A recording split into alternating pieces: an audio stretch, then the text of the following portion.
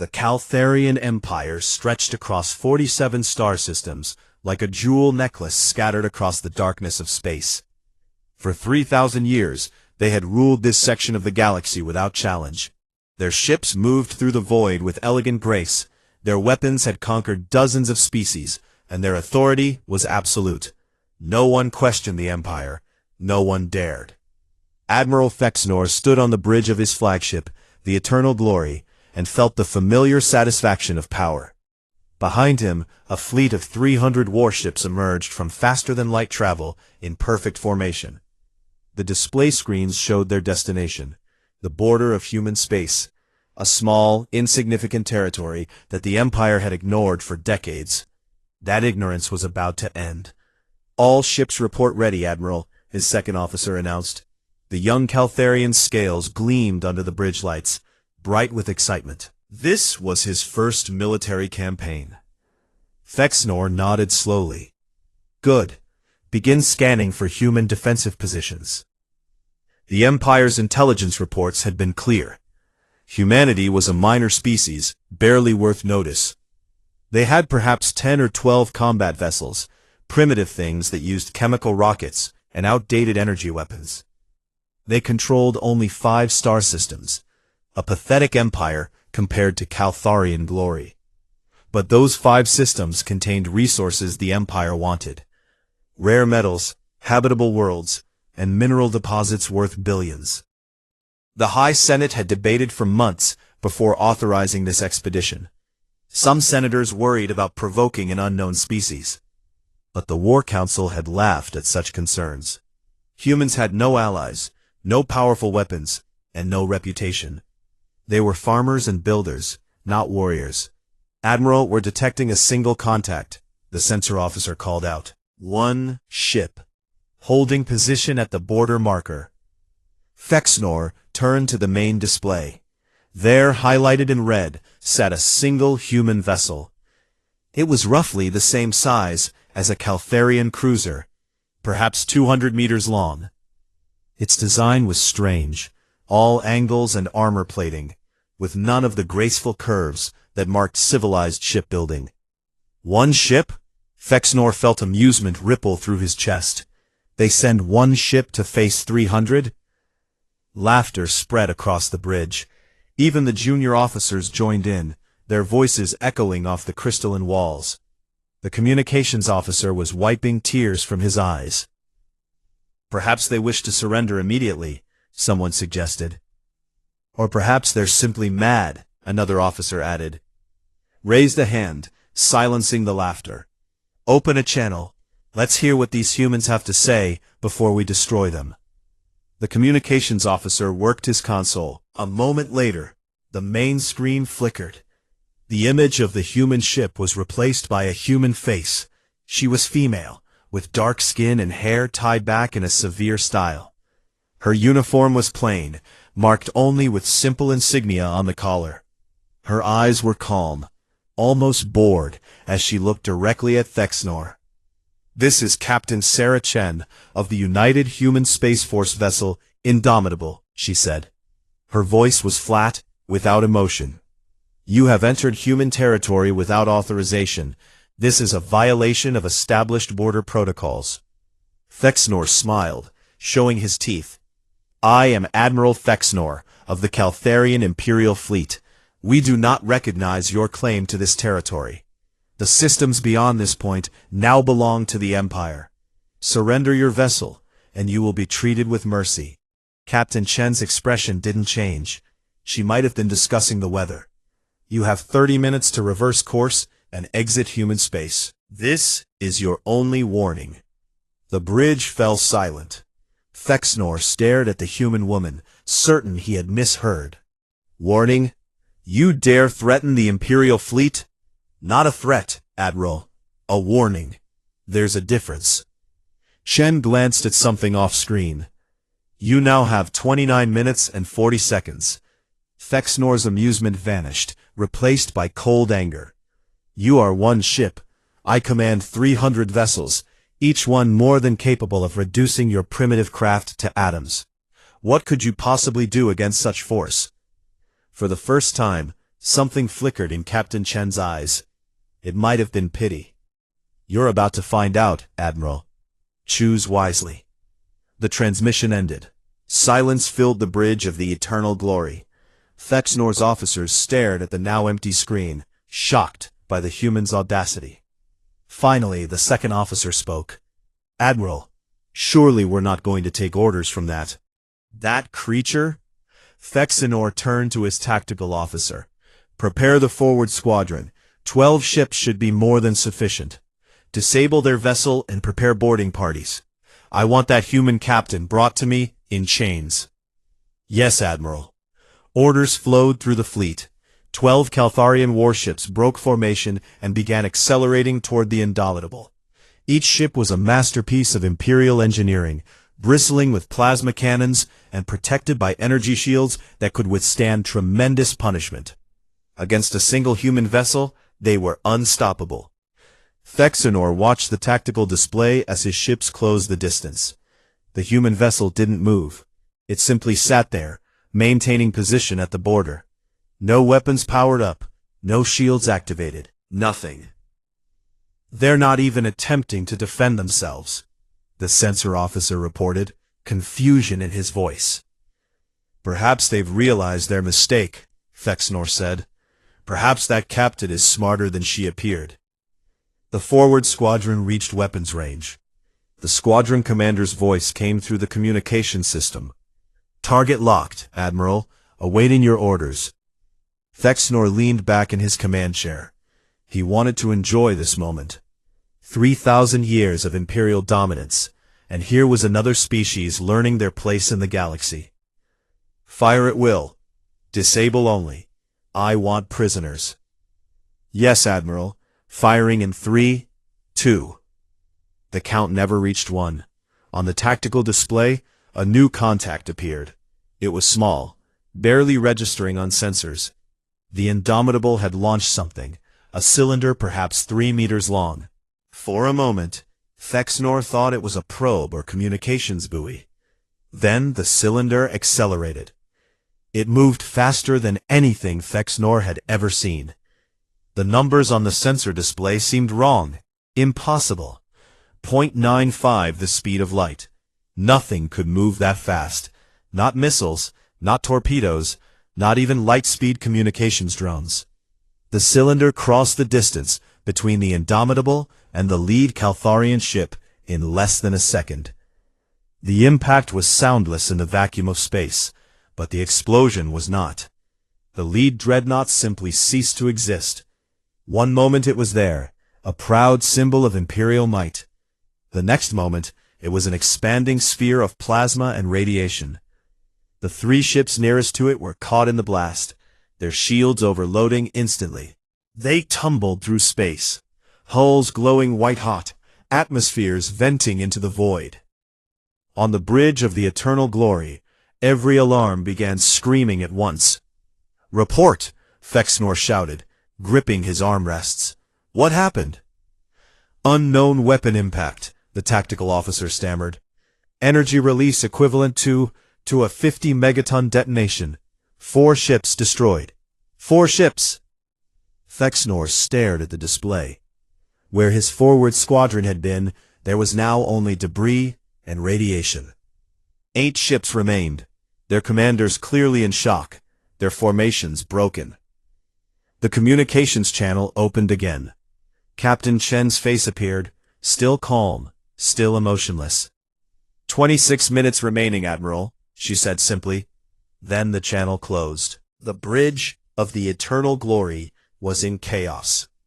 Officers shouted over each other, trying to make sense of what they had just witnessed. The sensor displays showed the expanding cloud of debris where 4 Imperial warships had been moments ago. The remaining 8 ships from the forward squadron were pulling back, their captains requesting orders. Admiral Thexnor forced himself to breathe slowly. His training kicked in, pushing down the shock and fear. "Silence!" he roared. The bridge fell quiet immediately. "Tactical officer, explain what happened," Thexnor commanded. "What weapon did they use?" The tactical officer's hands shook as he reviewed the data. "Admiral, Our sensors detected a projectile launch from the human vessel.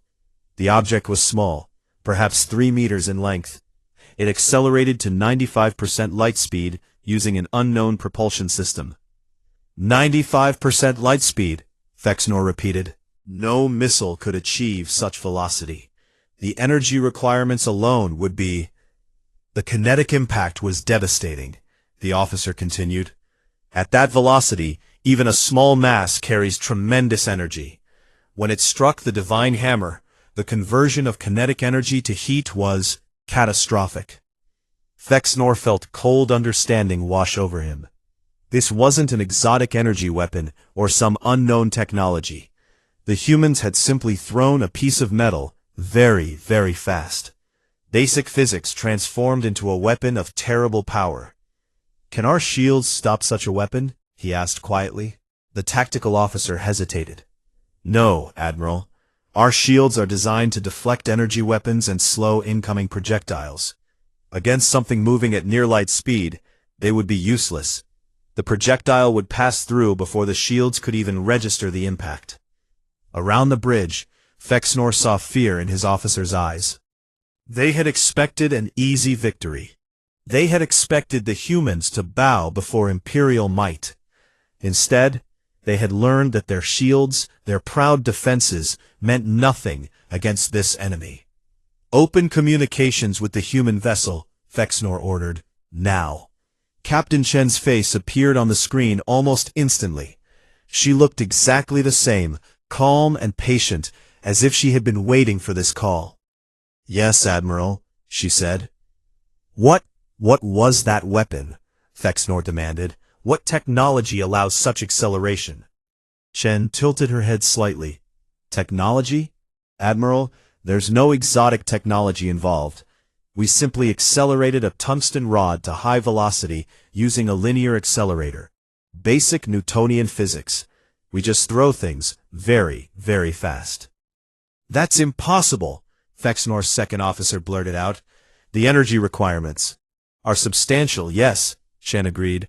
Our reactors generate sufficient power. We've had fusion technology for 500 years. Before that, we used fission. We got very good at extracting energy from matter. She paused. You have 23 minutes remaining, Admiral. Rage flooded through Fexnor. This human, this inferior creature was mocking him. She sat there in her primitive ship, acting as if she had already won.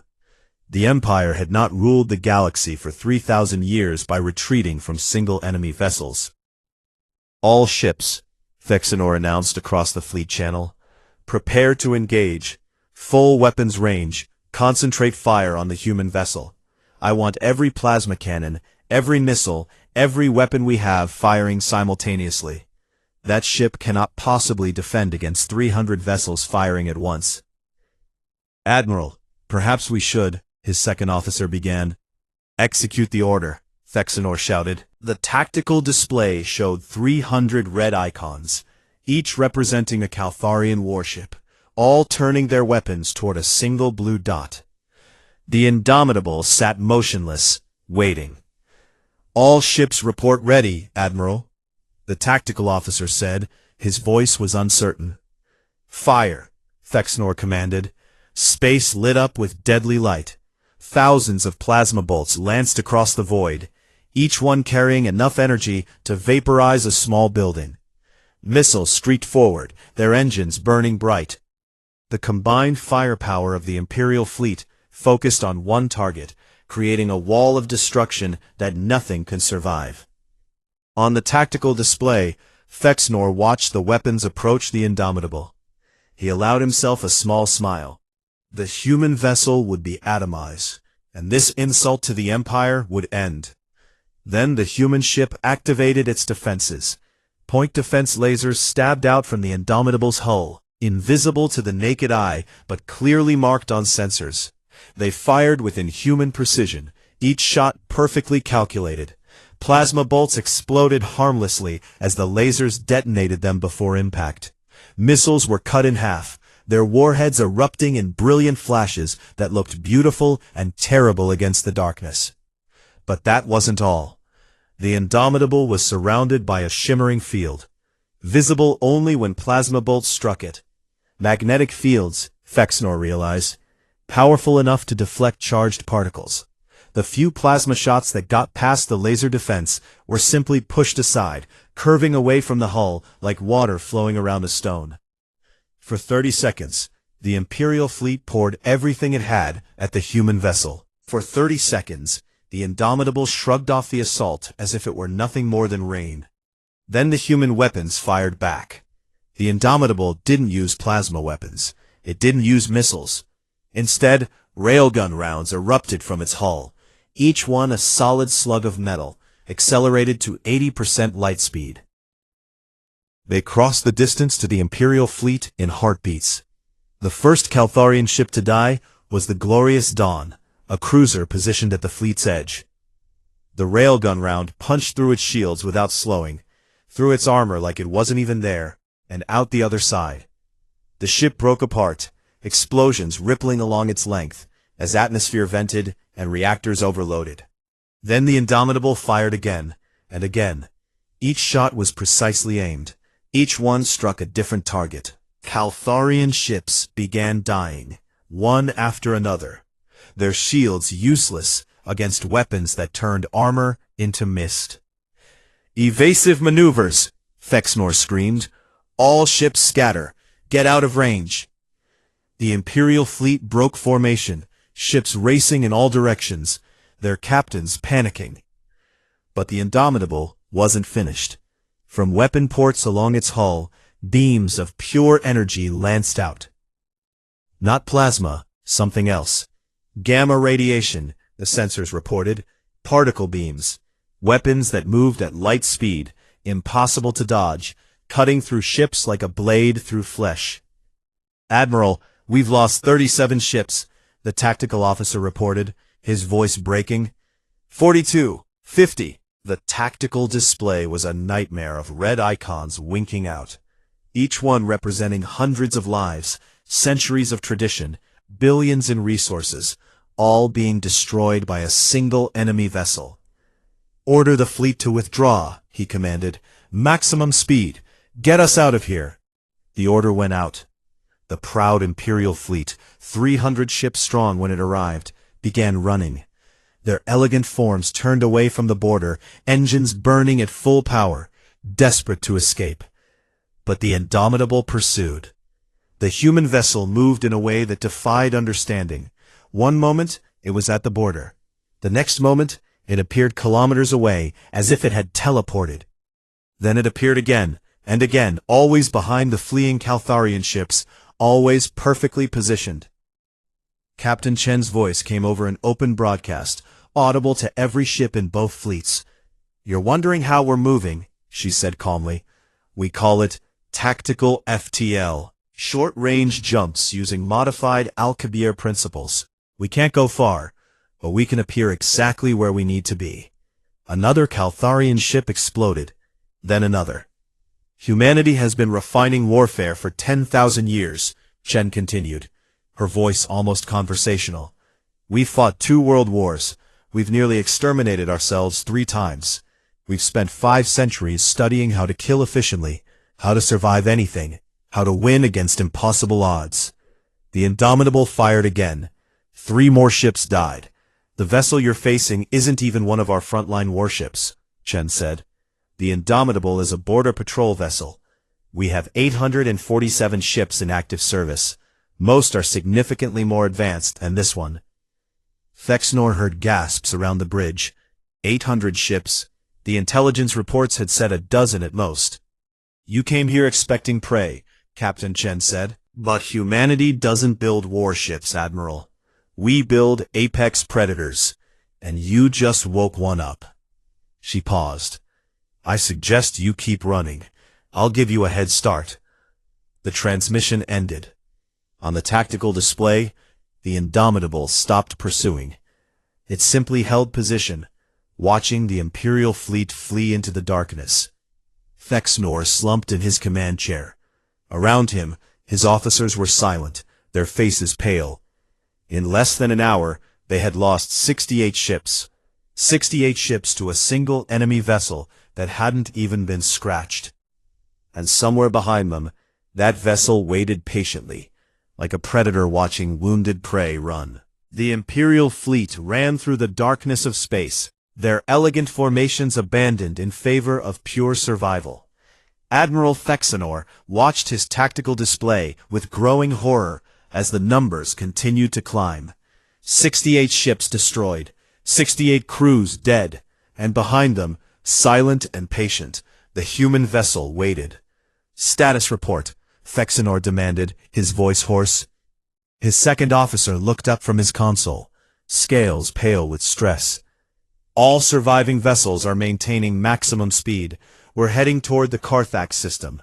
It has strong gravitational wells and asteroid fields we can use for cover." "And the human ship?" "Still holding position at the border, Admiral. It hasn't moved since it stopped pursuing us." Fexenor allowed himself a moment of hope. Perhaps the humans were satisfied with their demonstration. Perhaps they would let the fleet escape. But even as he thought it, he knew it was foolish. That captain, that calm-voiced human woman, had the look of a hunter. She was giving them hope, only to take it away. "Admiral," the communications officer called out, "we're receiving priority messages from the homeworld. The High Senate is demanding a full report." "Tell them." Fexenor stopped. What could he tell them? That he had led 300 ships against one enemy vessel and lost a quarter of them in an hour? That the intelligence reports were completely wrong? That humanity wasn't a minor species, but something far more dangerous? "Tell them I'll report when we're safely away from human space," he said finally. Hours passed. The fleet continued its flight, spreading out across thousands of kilometers of space. Some of the faster ships pulled ahead, while the damaged vessels fell behind. Discipline was breaking down. Fexenor could see it. Captains were making their own decisions, ignoring the chain of command, focused only on survival. "Admiral," the sensor officer suddenly shouted. "Contact behind us! It's the human vessel!" Fexenor spun to look at the tactical display. There, highlighted in red, was the Indomitable. It had appeared without warning, thousands of kilometers behind the fleet. As he watched, it vanished again and reappeared closer. "It's using those short-range jumps," the tactical officer said. "Appearing, scanning, then jumping again. It's hunting us." "All ships, prepare for combat," Fexenor ordered. "We stand and fight together, or we die running alone." But his orders fell on deaf ears. The fleet was already in panic. Ships scattered in all directions, each captain choosing their own path to safety. The beautiful unity of the Imperial fleet, 3,000 years of tradition and discipline, shattered like glass. The Indomitable began its work. It appeared behind a fleeing destroyer, fired a single railgun shot that punched through the vessel from stern to bow, then vanished before the debris stopped tumbling. It appeared beside a cruiser, its gamma-ray lasers slicing through armor, carving the ship into pieces. Then it was gone again. Each attack was precise, calculated, efficient.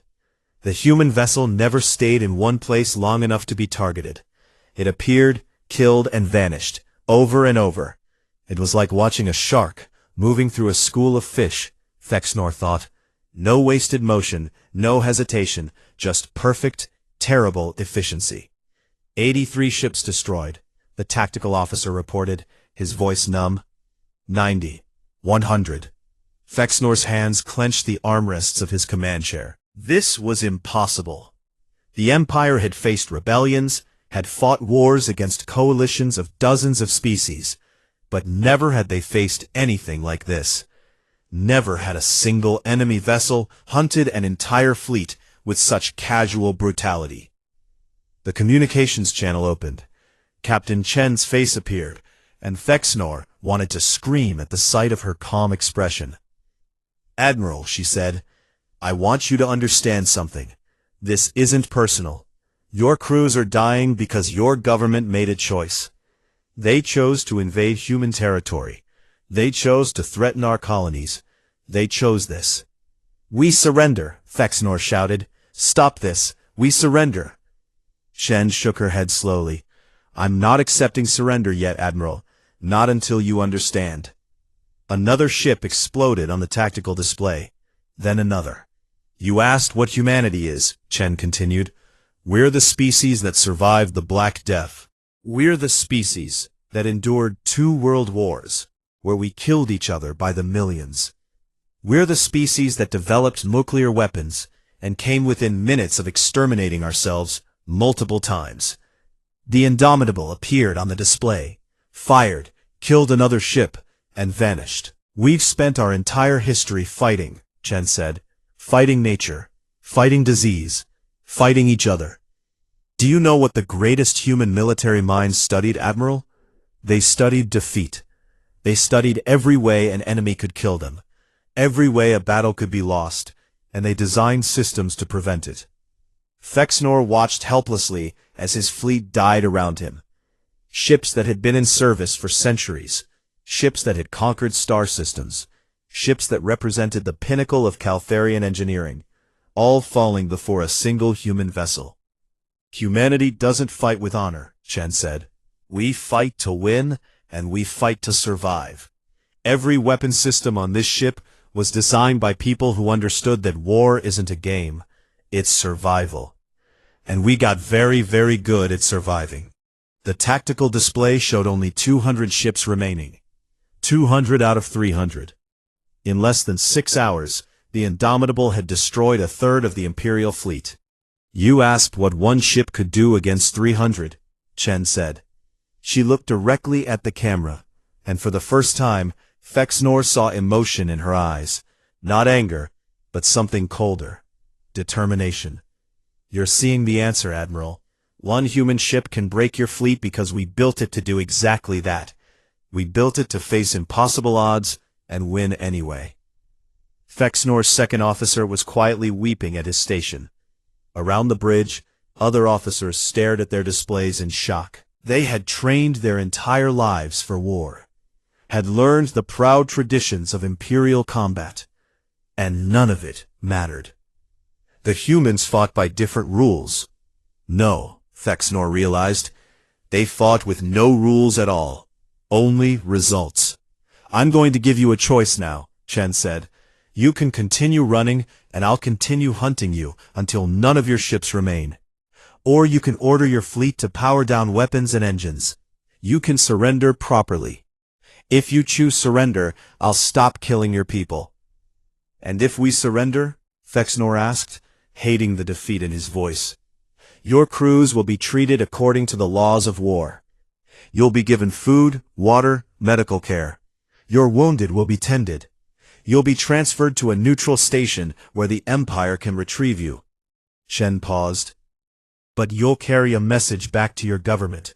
Tell them what happened here. Tell them that if they ever cross our border again, we won't send one ship. We'll send our entire fleet. And we won't be so merciful."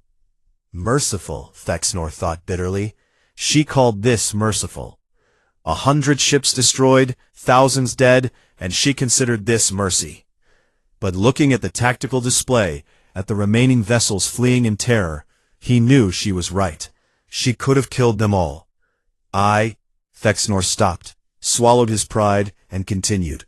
"I accept your terms. The Imperial fleet surrenders.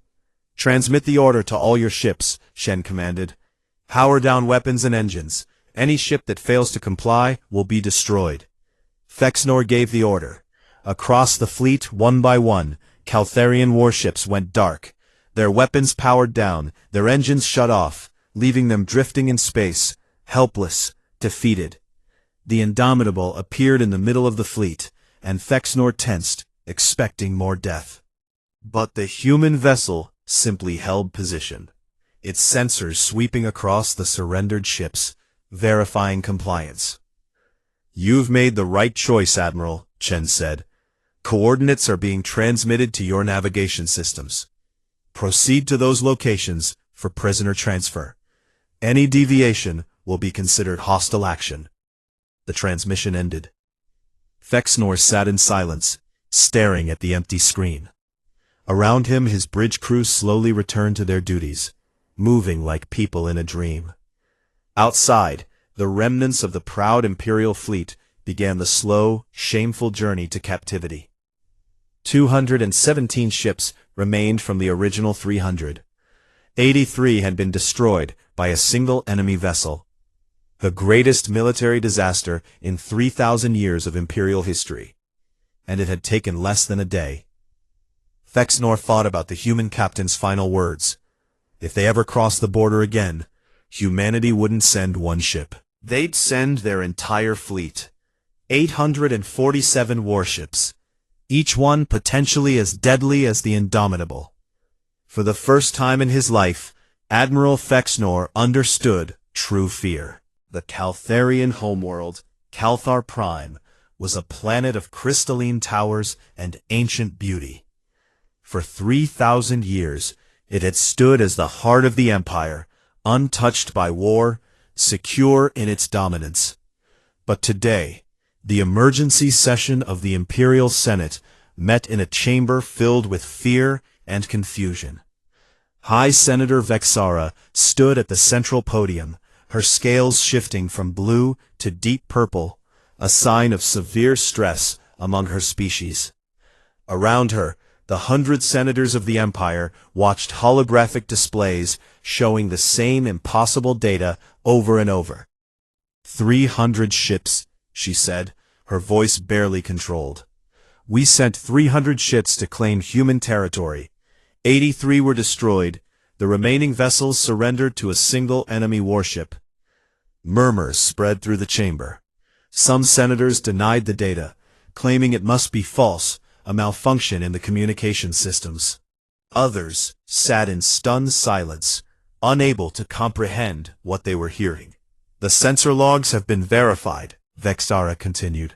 The battle footage has been analyzed by our finest military scientists. There is no error. Admiral Fexnor's fleet was defeated by one human vessel designated as the Indomitable. Impossible, Senator Crathon shouted, rising from his seat. Our fleet has conquered dozens of species. Our ships are the finest in the galaxy. One vessel cannot defeat 300.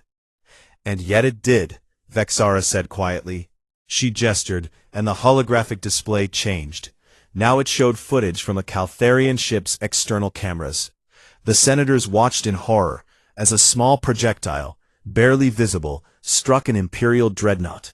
The ship simply vanished in a sphere of expanding plasma. The chamber fell absolutely silent. The Military Science Division has completed their analysis. The humans used what they call relativistic kinetic weapons. They accelerate projectiles to near light speed using advanced linear accelerators. At such velocities, even a small mass becomes devastating. She changed the display again. This time, it showed the Indomitable under fire from the entire Imperial fleet.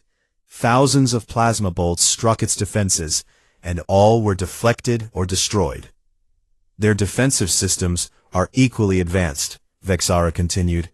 Point defense lasers, with targeting systems faster and more accurate than anything we possess. Magnetic fields strong enough to deflect plasma. And something else. She paused. They can perform tactical faster-than-light jumps. Short range, but it allows them to appear anywhere in a battlefield instantly. Senator Mortex, head of the Military Appropriations Committee, stood slowly. Are you telling this Senate that every technological advantage we possess is worthless against human warships? That is exactly what I'm telling you, Vexara replied. Our shields cannot stop their weapons. Our weapons cannot penetrate their defenses. Our ships cannot catch theirs. In every measurable category, humanity's military technology exceeds our own. Then we mobilize the entire Imperial Navy, Crathon declared. 10,000 ships, 20,000. We'll overwhelm them with pure numbers. You weren't listening, Senator, Vexara said coldly. The Indomitable is a border patrol vessel. According to the human captain's statements during the battle, humanity operates 847 warships in active service. Most are more advanced than the vessel that destroyed our fleet. The chamber erupted in chaos.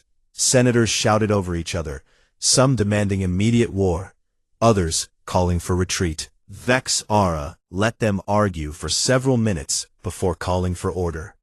"There is more," she said. "The Intelligence Division has been investigating humanity's history. What we found is troubling."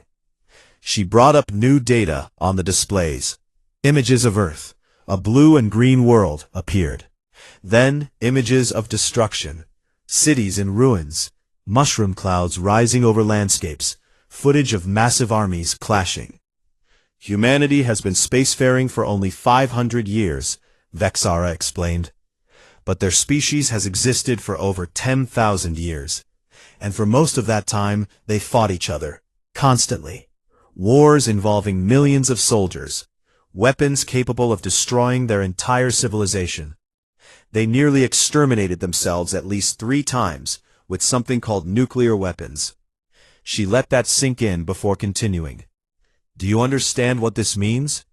For 10,000 years, humanity's greatest enemy was itself. They developed weapons to kill other humans. They studied warfare against opponents with the same intelligence, the same creativity, the same desperation to survive. Every human warship exists because it was designed to fight other human warships." Senator Mortex spoke quietly. "And we thought they were farmers and builders because for the past 500 years, since they achieved spaceflight, humanity hasn't been at war," Vex-Ara finished. "They explored, they colonized, they built. They never attacked their neighbors or sought to conquer anyone. So we assumed they were peaceful. We assumed they were weak." "But they aren't weak," another senator said. "They're just not aggressive." "Precisely," Vex-Ara agreed. "Humanity developed overwhelming military capability not to conquer, but to ensure their own survival. Every weapon, every defense system, every tactical doctrine exists because they've already faced the worst enemies imaginable. Themselves." The chamber was silent again. The senators stared at the images of Earth, at the peaceful-looking planet that had spawned a species capable of defeating the Empire's finest fleet with a single ship. "What do we do?" someone finally asked. Vex-Ara looked around the chamber.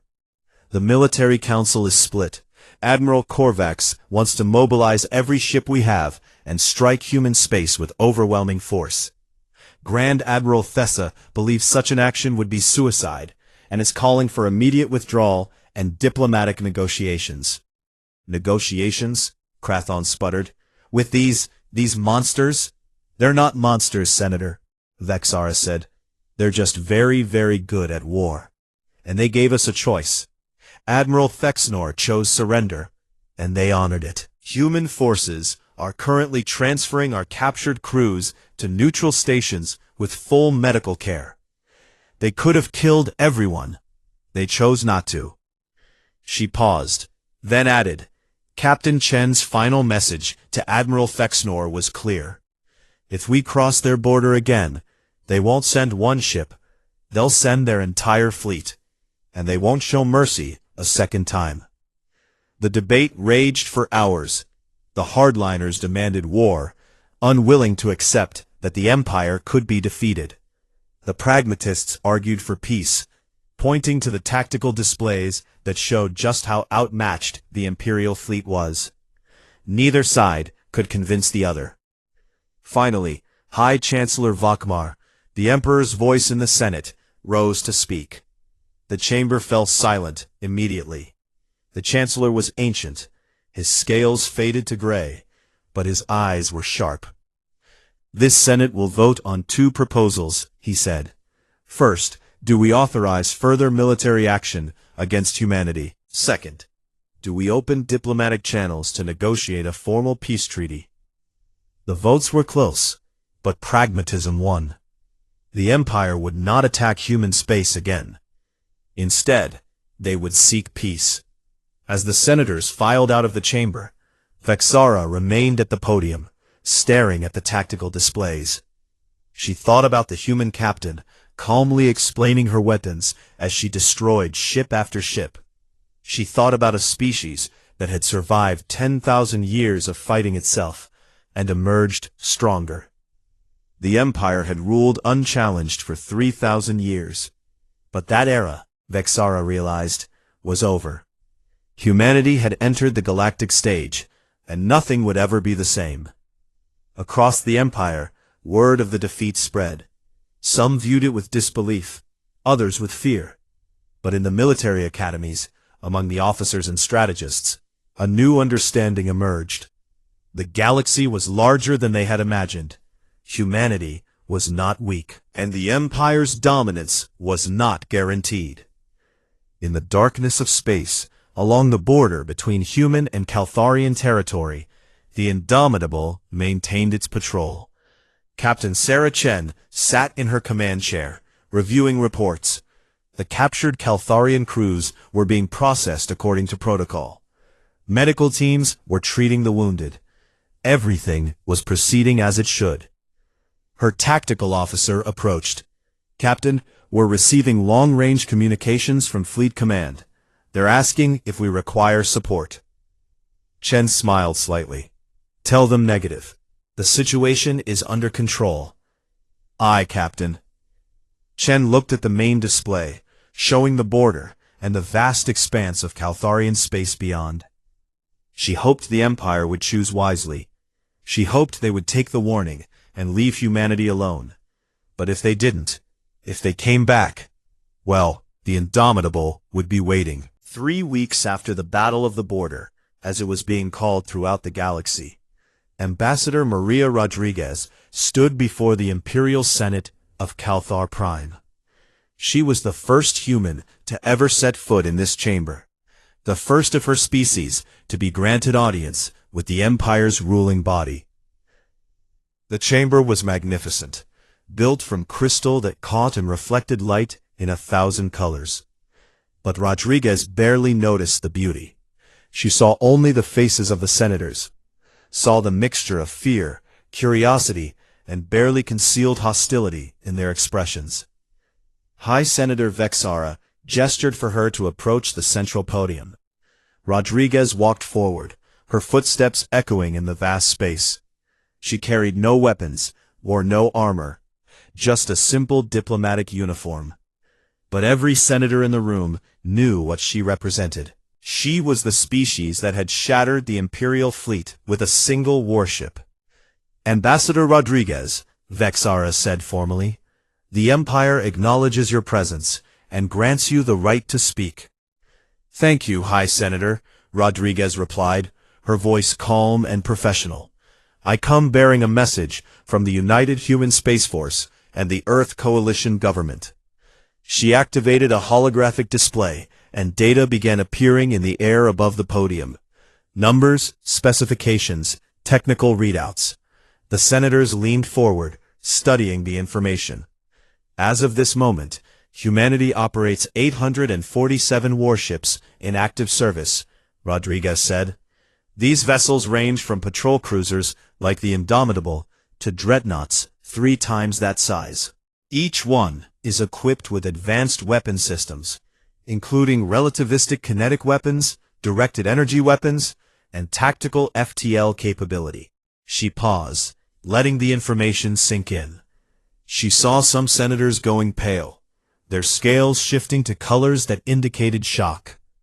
"We also maintain a defensive network of 1,200 automated orbital platforms around our colonies. Each platform is capable of independent operation and carries weapons comparable to our patrol vessels." Senator Crathon stood abruptly. "You invite us to peace talks, then threaten us with your military might?" Rodriguez met his gaze steadily. "I'm not threatening anyone, Senator. I'm providing information that your intelligence services failed to gather. Information you should have had before your government decided to invade our territory." "We thought you were weak," Vexara said quietly. "We thought you had perhaps a dozen primitive vessels." "We know," Rodriguez said. "Your intelligence was based on visible military activity. You saw our merchant ships, our colony transports, our research vessels. You didn't see our military because we keep it separate. We don't use warships for civilian purposes. We don't parade our weapons around to intimidate our neighbors. Why not? Another senator asked, genuinely confused. Rodriguez thought about how to explain it. Because we've seen where that leads. In our history, nations that relied on military displays often ended up using their militaries. They created enemies where none existed. They started wars because they had the weapons and felt they should use them. She changed the holographic display. Now it showed Earth, peaceful and green from space. Then it shifted to images from human history.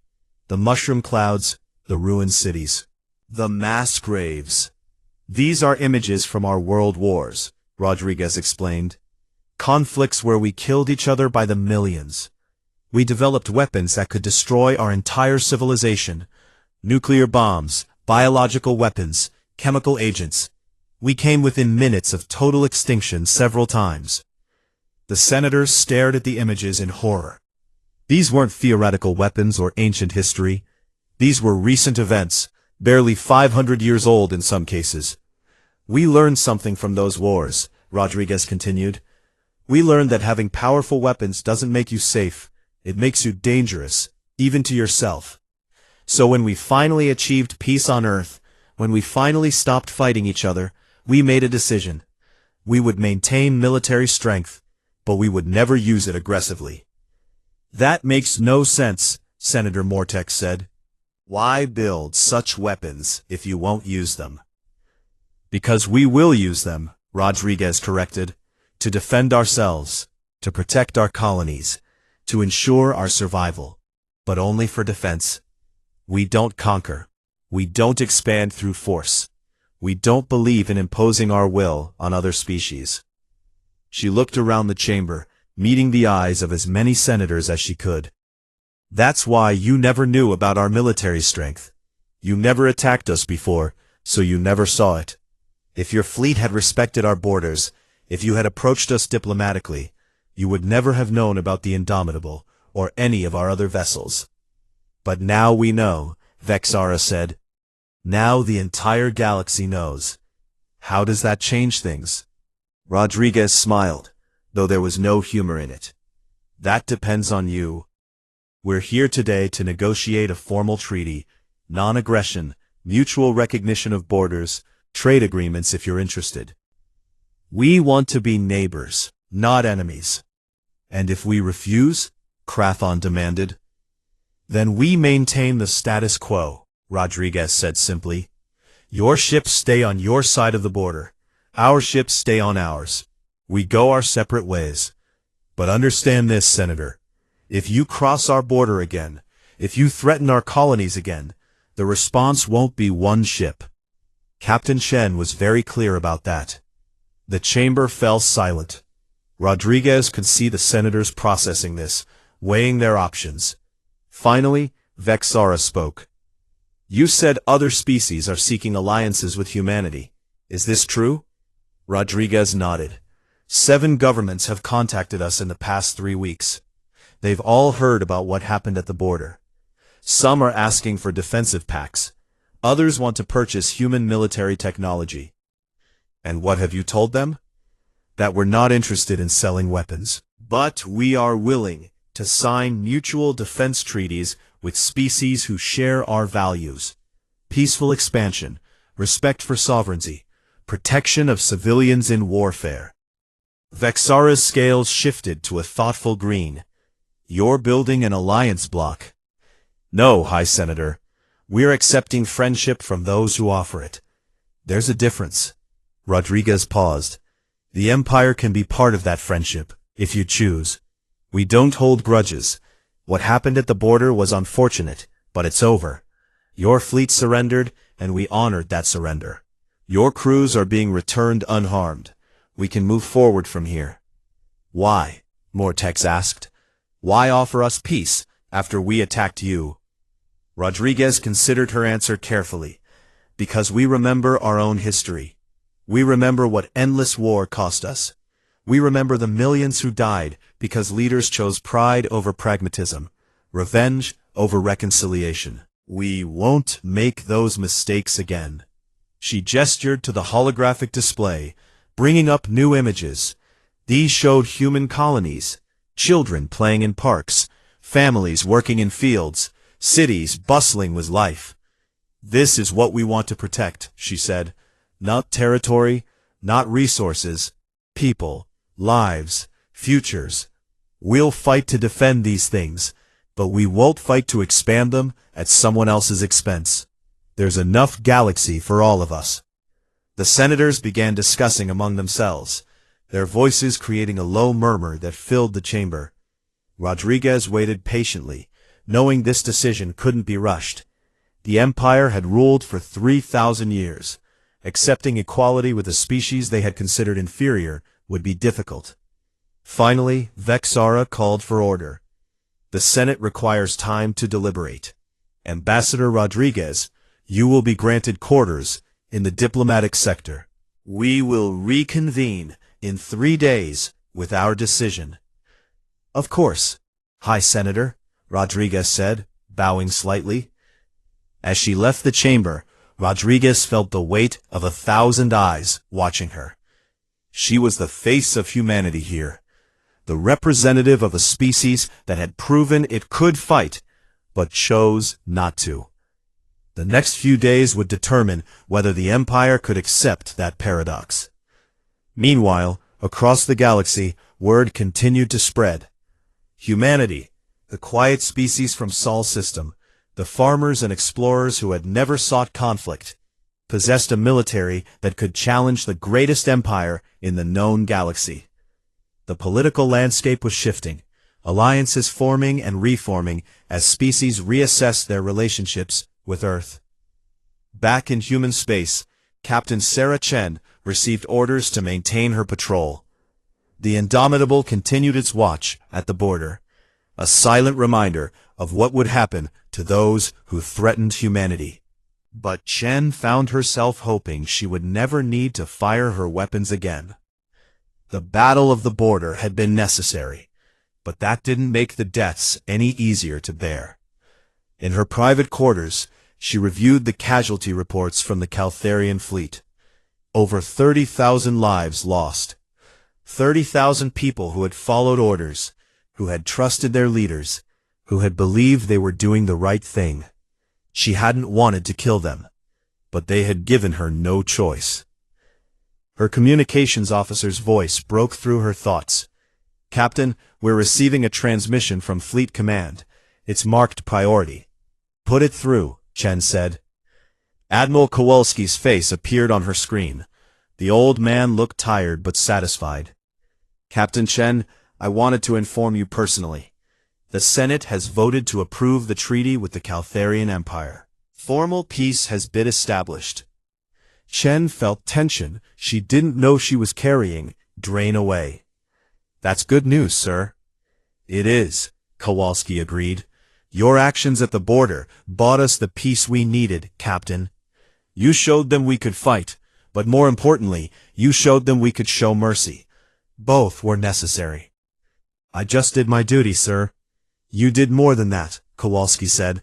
"You changed the galaxy's perception of humanity. For better or worse, we're no longer the quiet species in the corner. We're players on the galactic stage now." After the transmission ended, Chen sat in silence, thinking about what the Admiral had said. The galaxy had changed. Humanity had changed it, simply by defending themselves. They hadn't sought this role, hadn't wanted to be seen as warriors, but the universe had given them no choice. In the years to come, historians would mark the Battle of the Border as a turning point. The moment when humanity stepped out of isolation and into galactic politics. The moment when the galaxy learned that peaceful species weren't necessarily weak species. But for now, in the quiet darkness of space, the Indomitable maintained its watch.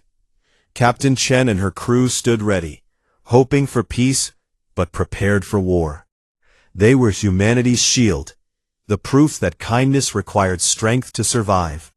And in that moment, as the treaty was signed light years away, as the Empire formally recognized humanity as an equal, Sarah Chen allowed herself a small smile. They had defended their people. They had shown restraint when they could have shown only violence. They had proven that humanity, for all its capacity for war, chose peace when possible. The border held, the empire remembered, and humanity stood watch, guardians of their own future, ready to defend it against all threats, but never eager to.